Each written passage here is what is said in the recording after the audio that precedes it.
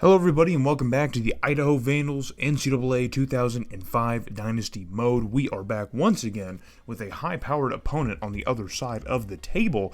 Might be a little bit scared as Pac-10 play continues and reaches towards its final few games of the season. We actually have a couple more out-of-conference games, so we are almost about done here with our Pac-10 schedule here. Now, only just a game above 500 after being, 5-2, 4-2 a couple weeks ago. We are now struggling here, and Arizona, who's ranked 16th in the country at 6-2 following a 3-game win streak, is maybe on a path to win the Pac-10 potentially. We haven't seen the other side of the conference that we don't play this year. We play most of it because it's only 10 teams, but there's, one or two teams that we're not seeing every year, which I believe is USC. So we need to see how they do, but I think Arizona is on a good collision course with the Pac-10 championship. Of course, if they were to win today, which is never a guarantee. Now, Arizona went 6-6 last year, and they finished 5-3 in conference, which put them third behind us, and they lost the Sun Bowl to Indiana.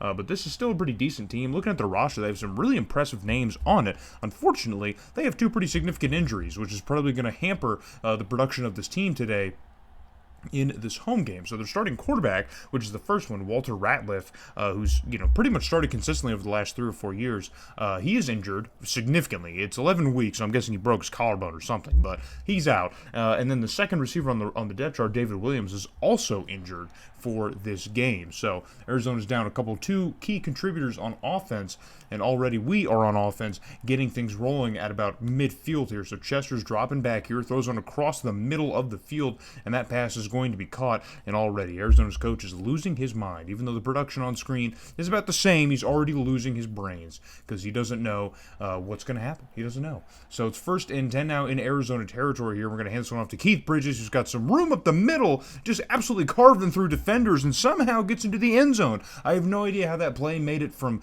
snap all the way into the end zone. I have zero idea how. I just watched it and I still don't know or fully understand what happened there. So just completely redirecting. An Olay block. I mean, just what was that tackle attempt by that first dude? I have no idea what that was. But either way, it's going to result in a touchdown for us. And now we are back on offense right at about midfield again for the Wildcats here. Or Bearcats, excuse me. But that pass is going to be completed. And now we're going to get close to the sticks. But Lynch is going to keep the boys on the field for 4th and 2.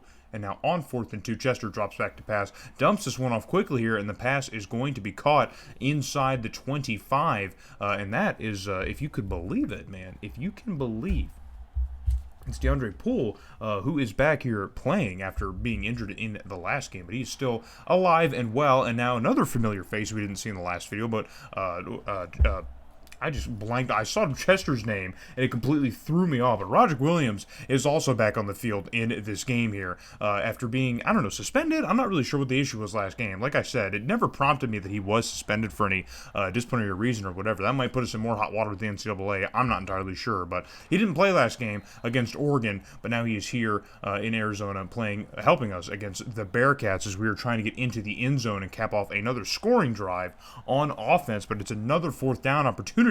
And Lynch, of course, keeping the offense on the field here. And Chester's going to dump that one off to Keith Bridges, who just barely falls it forward into the end zone. And I don't even think he necessarily fell all the way in, but because I guess maybe the animation that it triggered, the game is going to give it to us anyway. Because you can see the second defender kind of keeps Keith Bridges from getting in there, but I think the ball definitely at least crossed the plane. So it's going to be another Idaho touchdown. And we are going to take a 14-0 lead over Arizona. It's Wildcats. Is it Wildcats or Bearcats? Somebody tell me. The field literally says bear down. I don't know. I'm just going to say Wildcats because that's what the game says. But either way. So Chester across the middle once again for another completion. And that time it's going to be Trey Mosley who picks up another reception on the ground. Now it's going to be 2nd and 10 for the Vandals offense here. And Keith Bridges is absolutely blowing fools up, man. Blowing fools up as he gets a nice little run play. And he continues to contribute this year, which, again, remember, I had to eat a little bit of crow because he actually was doing pretty decently well in the last video that I saw and doing my statistical research for the game. He's having a career year, or at least is on pace for it.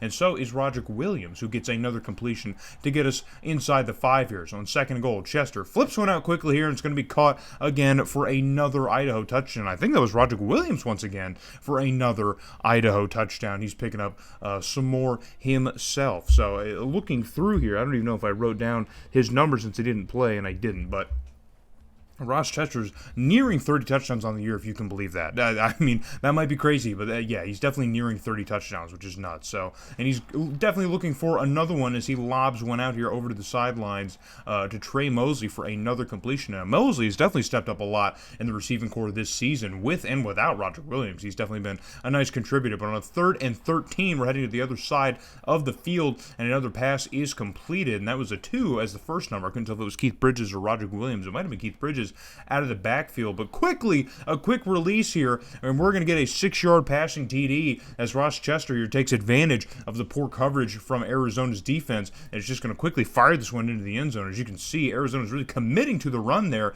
and left about 3 or 4 of our receivers just completely wide open, dude, just completely wide open. So, makes an easy play for Chester as we take a 28-0 lead over the 16th ranked team in the country. So, I probably should have looked up our record against ranked teams overall in the Lynch era, because I'm not entirely sure, but going up against the 16th ranked team and performing this well, I mean, this has to be really kind of a big record-setting or historic type of thing for the program. I don't know if we have too many of these such performances or hopefully wins under our belt in the history of the program, and of course just in the Lynch era, as we get some more contributions here from Matthews, from Andy Matthews, who gets a nice completion on that play. So we're now cooking once again. Pressure's coming on to Chester, but he gets rid of it, and the pass is completed, and now upfield is Roderick Williams for another huge gain through the air, as he's just continuing to have a good bounce-back game after missing the game against Oregon. So 1st and 10 now here inside the 15 of Arizona. Chester again with pressure, releases it down the middle of the field, and I believe that's Doug Nolan,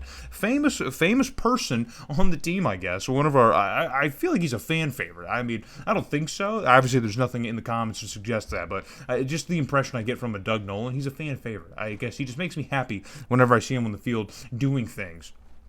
And here he is doing something right here, getting himself a touchdown here, getting his, I think, 2nd or 3rd touchdown of the year. Yeah, he only had one a couple weeks ago, and I think that's probably the first one he's caught since then. So, unless he added another one. But either way, Keith Bridges back on offense here, another completion, or, moving the ball forward here. But fast forward to a 3rd and 10. Chester nearly throws off his back foot, but refocuses and gets one to Andy Matthews across the middle, and that's going to get us close to about the 20. We'll see what the ref spots it. The ref's going to spot us at the 19. So that's going to give us about the 19. It's close to the 20, but either way, it's a red zone opportunity once again for the Vandals, and Arizona's offense is just done absolutely nothing of note in this game whatsoever. So losing their starting quarterback and one of their top receivers is definitely a way to kind of hamper things, but now you can't even cover Doug Nolan, man. That's Doug Nolan's 2nd touchdown. Is that Doug Nolan's first career multi-touchdown game? It's got to be.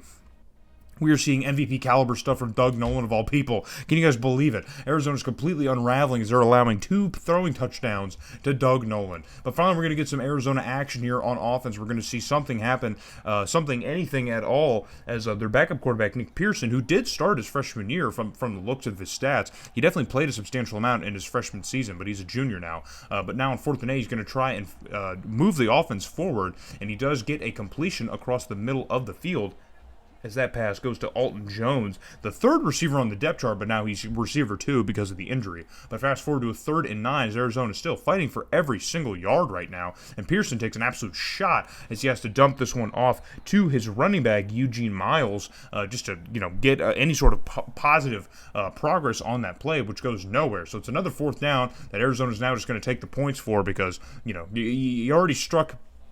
Lightning struck once. I wouldn't certainly try to get that again if I was Arizona. I wouldn't try and force it. So 42-3 is your score after 3 quarters of play, and you gotta imagine the game is just about over. There can't be much more left in this game here, but hey, Arizona's still not done. It's a 3rd and 7 here, and Pearson, an absolute moonshot downfield, and it's a wide open receiver, and he's off to the races into the end zone. No one on our side is going to catch him, and Arizona's finally going to get a touchdown on the board. They have points on the board, but they're finally going to get at least 6 on the board to try and answer back and get a little bit of momentum surged back into this team here, a little bit of life on the field here. And again, it's Alton Jones who's been kind of contributing a lot, I guess, for Arizona. We haven't seen a whole lot, but we would add a field goal to make it 45-10, make it back to a 35-point game for Arizona, but the game would end that way, as Arizona's offense wouldn't do anything else with the remaining time in the fourth quarter, and we would just exchange drives back and forth, resulting in another victory for the Vandals, which is our 6th victory. So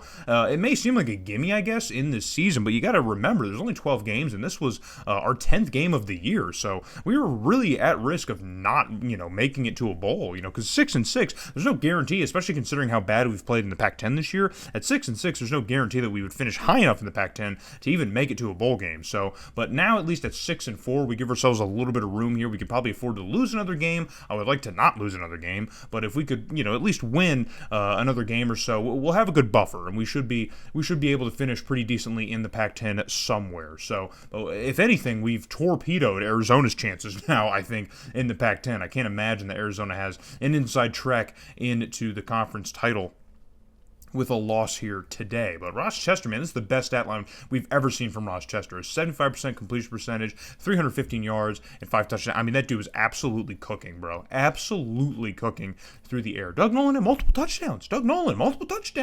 How many times do I got to tell you before you guys recognize Doug Nolan and his abilities? But Ross Chester, man, great game. We got to give it to him. So coming out of the Arizona game, we pick up a win, an out-of-conference win against Temple, who's bad. They're bad. So we get 2-7 wins on the year. We finished 4-4 in out-of-conference play, and now we have our last game against Kent State. So hope to see you guys back when we play Kent State here and try and wrap up the rest of our regular season.